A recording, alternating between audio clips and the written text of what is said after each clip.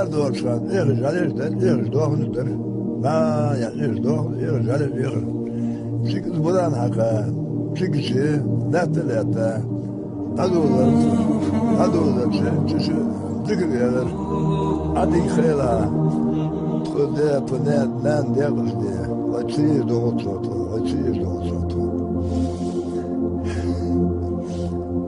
Deva kavram kıyla doğmadı.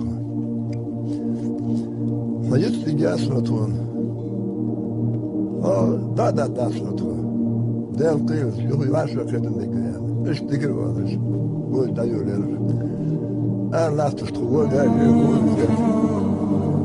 Dört dedi, dört susuyor. Sekiz doğur.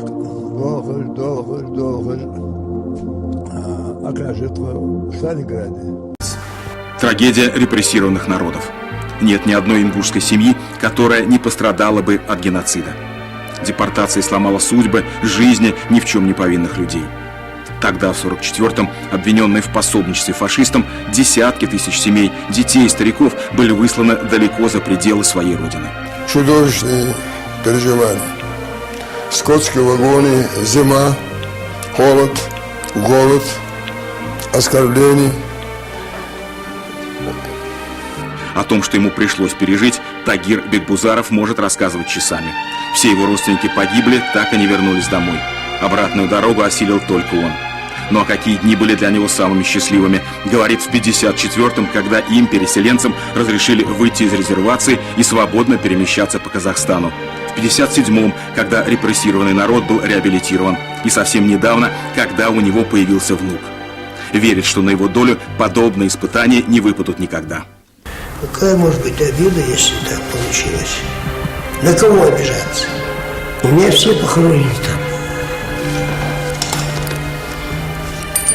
Что? Трудно говорить, когда комок в горле. Когда от воспоминаний наворачиваются слезы на глазах. Мурат Паланкоев – народный художник Ингушетии. Его знают на родине и за рубежом. Талантами не обделен. Кисточку берет или камень, и всегда у него в итоге произведения искусства получаются. Начал вот строить во дворе башню. Точно такую, как строили предки много веков назад в горах Ингушетии. До сих пор с 7 века там стоят. Служили они народу ингушскому и как жилище, и как защита от врагов.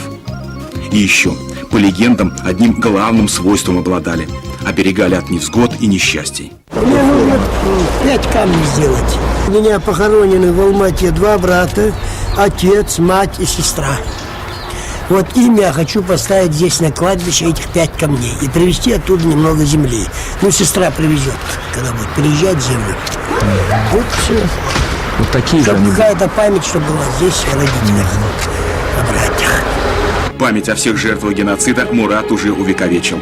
По его проекту на развилке дорог между Назранью и Магасом построен этот мемориал. Это боль, это, конечно, это историческая память, это то, что люди не должны забывать. Есть четкое понимание, что народы, которые проживали в Советском Союзе в тот период, очень многие тоже пострадали. Есть четкое понимание и благодарность тому многонациональному народу Киргизии, Казахстана. Я, кстати, в присутствии нашего президента Владимира Владимировича Путина подошел к президенту Киргизии и Казахстана, поблагодарил. Это вот прошло 60 лет, я их поблагодарил, что они приняли в тот сложный период народ, который был изгнан своей родины исторической. Это было вопиющее безобразие. Это был такой, если хотите, государственный терроризм по отношению к конкретному народу. И не только ингушский народ, и у нас 13 репрессированных народов. Но самая главная ценность вот в этой ситуации, то, что сегодня Россия выбрала демократический путь развития. И мы сегодня делаем все, и должны в стране делать все, чтобы нигде, ни с каким народом никогда это не повторилось. Кстати, президент республики сам из семьи репрессированных. Он родился в 1957 году в Киргизии, куда были высланы его родители. Башни, скованные колючей проволокой, напоминают о трагедии ингушского народа, о годах его депортации. До сих пор более 30 тысяч ингушей живут вдали от родины. Выросло новое поколение, и это в основном уже дети и внуки тех, кто был выслан в 1944-м по воле отца народа в Среднюю Азию и Казахстан.